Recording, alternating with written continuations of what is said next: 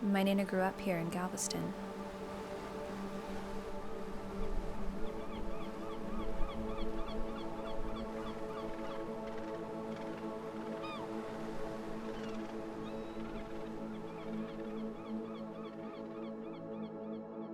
A small barrier island off the coast of Texas in the Gulf of Mexico. We were so close, and I don't know if she knew how much of an impact she had on me and my career as a wildlife videographer and biologist. Growing up, she would see pelicans and dolphins and other wildlife. But as the years went by, my Nana noticed the island's animals disappearing.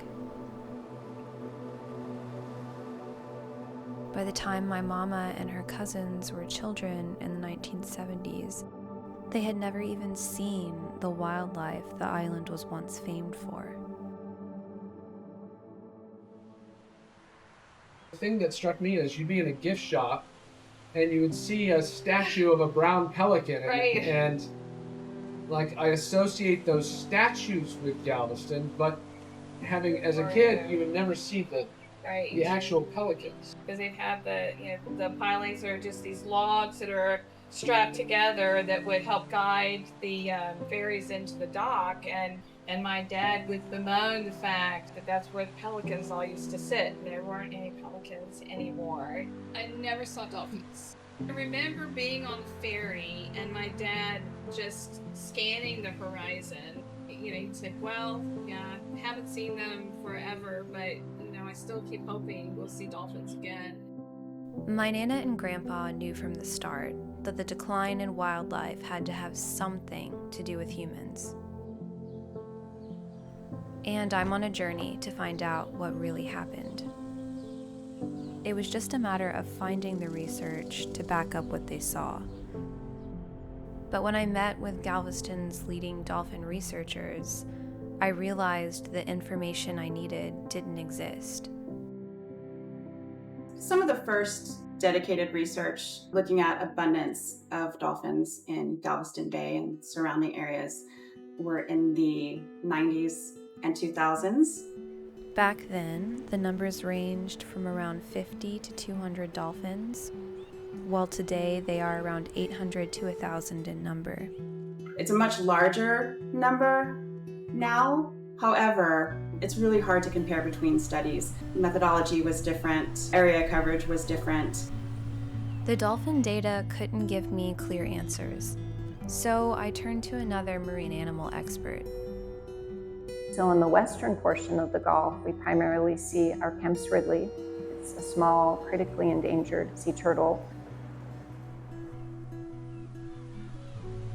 In the Gulf of Mexico, we have a tremendous amount of oil and gas exploration. So whenever there's an oil spill, it impacts all marine wildlife. So if you were at the beach, they'd just be these little black balls, and we just knew those were tar balls. I mean, as a kid, I thought, well, every beach has tar balls. Thick oil and tar balls stain Galveston beaches today, and more is expected during the next several days. Just 5 miles south of Galveston, the tanker Burma Agate continues to burn, spilling more oil into the Gulf. There would be black smudges on your feet. And you take what was it? Turpentine. She would have that little can waiting right outside the door to her apartment. And if it was coating people this much, what was it doing to the wildlife? Prey is going to be impacted.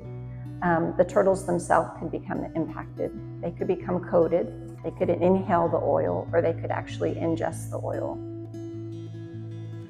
We saw a decline in brown pelican population. We saw a decline in sea turtle populations. And for the Kemp's ridley sea turtle, oil was only part of the problem. They primarily nest in Mexico, but will come as far north as Galveston's beaches. There weren't any regulations, they weren't protected. 30,000, 40,000 turtles at one point coming in to nest at the same time. They would harvest them for food and shells and leather. They would collect their eggs. Flash forward to 1985, there was only about 350 nests detected in the entire area, Mexico and the US. Sea turtles weren't the only victims of human activity. Other animals on land were quietly disappearing too. When we were children, my dad would call us in if he heard the mosquito truck and it had a sprayer and it would just spray this cloud of insecticide, pesticides out behind it, which just go down each street.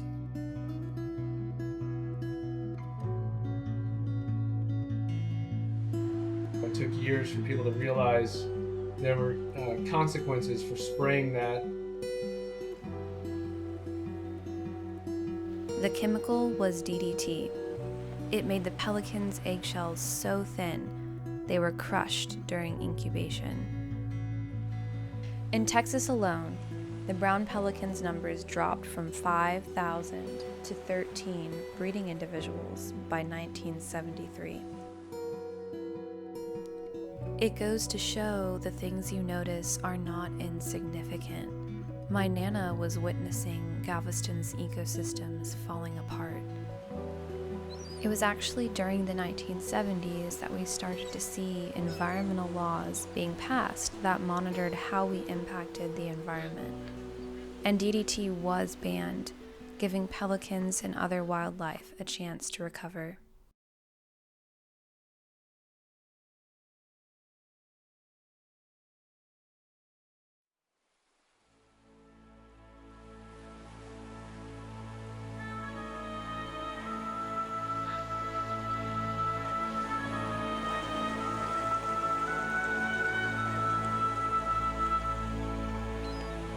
It wasn't until 2009 that the brown pelicans were removed from the endangered species list,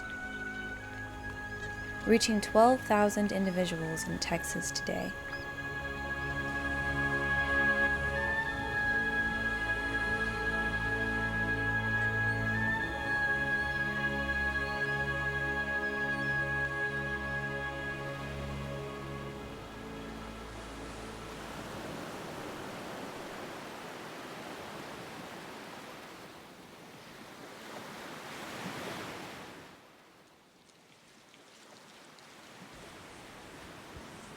Okay, so I'm in Galveston now, and I'm really excited because I actually just got footage of a brown pelican diving for food and a seagull like stealing the fish out of its mouth.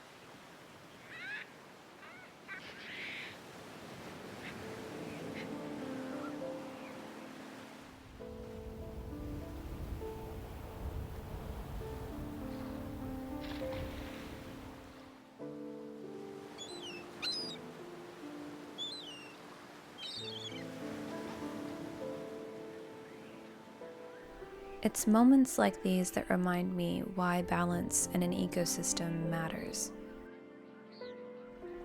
The absence of even one animal can cause a negative ripple effect throughout its entire habitat. If the blue heron disappeared, its prey, like rats, would take over.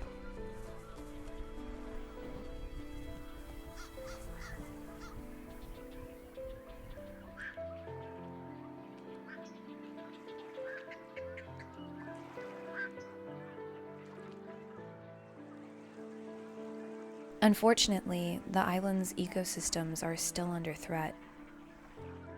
For years, we were seeing a steady increase in the number of nests. When it be graphed out, we're doing better, and then here comes the BP spill, and we go down, and we go down, and we go down. The Deepwater Horizon spill of 2010 was one of the largest marine oil spills ever recorded, releasing over 100 million gallons. They estimate over 300,000 total sea turtles in the 5 species were killed. And after the BP spill, turtles weren't remigrating for 3 or 4 years, so they weren't coming back to nest. The threat that oil companies pose to wildlife hasn't changed from when my mom was a child. In fact, it's gotten worse with the dawn of plastic, since a large component of plastic is made from oil. Plastic bags underwater as well, they look sort of like jellyfish. Even if they're able to pass that plastic through their systems, those toxins can still stay behind inside their bodies. On Galveston's beaches, they're finding all kinds of plastics with diamond-shaped bite marks from the turtles. And then with the ingestion, it can cause malnutrition, it can cause perforations in their stomachs. Noticing all the plastics in my shots was really discouraging, especially since around 100,000 animals die every year due to their entanglement in or consumption of plastic. And plastics aren't even the only thing that marine wildlife has to fear. The Galveston-Houston ship channel is one of the busiest in the country. The potential interaction with commercial or recreational vehicles is high. And I remember a woman saying, "Oh, they're so smart and they're so fast and they can hear so well. They'll move out of the way. I'm not worried about it." And I remember thinking, no, they can get injured. They can be hit. We've seen it here. And even though they are bright and quick and all these things, those boats are going so fast. And if you think about all the noise of all the boats in that area, their hearing capabilities may be really diminished. So what you see here are dolphins being trapped in between two ships. With lessened senses, this could lead to collision. The dolphins can learn ferry routes, but it's more unlikely for them to learn recreational or tour boat patterns. If you rush up to a group, oftentimes they will move away from you. You'll end up chasing them. The Marine Mammal Protection Act states that tour boats should stay at least 50 yards away from dolphins. But if you just sit quietly, put your boat in neutral, they'll often hang out there just calmly.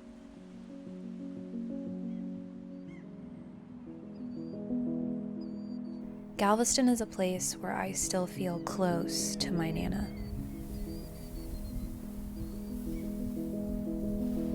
And I hope through this documentary, I can help preserve it so that these stories she used to tell me don't repeat themselves.